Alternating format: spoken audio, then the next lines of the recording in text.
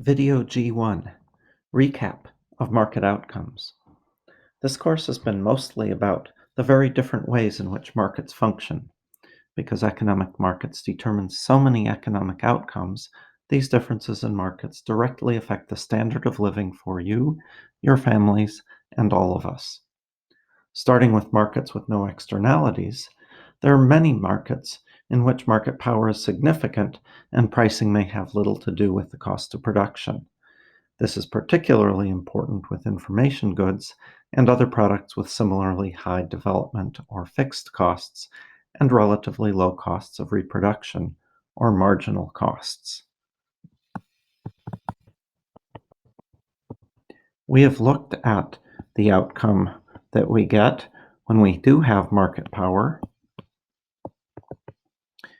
and an information good represented by constant marginal costs. We use a downward sloping demand curve, and now we recall that the firm can set price above marginal cost as a way of maximizing its profit, resulting in an output that is considerably less than that would be achieved if price were set at marginal cost. In this case, there is the potential for markets to fail to provide important goods and services, such as medicines like insulin, to many people. In addition, the high prices of the good creates insecurity and reduces the standard of living for many. Economics uses the phrase market failure.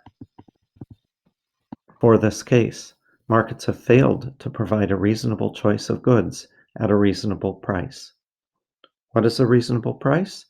Most would say that the starting point would be a price related to the opportunity cost of producing a good, and markets behaving like a perfectly competitive market deliver goods at prices most closely matching the long-run opportunity costs of production.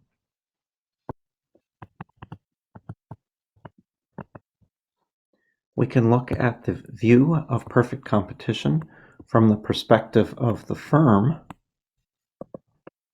where we start with the recognition that there is a market price that the firm must accept and can do nothing to alter because they are small relative to the market as a whole.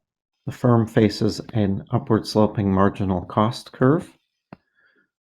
If we look in the long run, we also have profit equal to zero, which means that the average cost curve has to be equal to the market price or the marginal cost at the output that the firm chooses.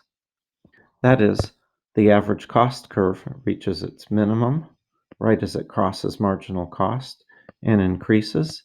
And so what we are looking at now is the long run view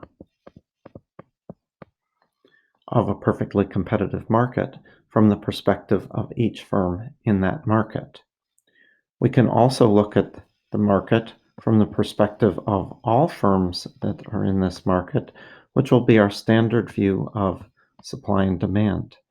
Now what we have is, in addition to the upward sloping marginal cost curve, which is the supply, we also have the downward sloping demand curve representing the demand of all customers, all buyers in this market, and the result is that we determine the market price and the quantity produced in this market. When one refers to supply and demand, this is the model which is being referred to, one which has many attractive features for providing the, quote, right incentives for producing goods which people most value and for making them available to those who want and can afford the cost of producing these goods and services. While perfect competition, also known as supply and demand, leads to economically efficient outcomes which maximize total economic surplus or welfare, it says nothing about equity or the fairness of how economic goods or opportunity are distributed. For example, nothing in the economics of perfect competition suggests that a, quote, living wage, or affordable housing would be natural market outcomes.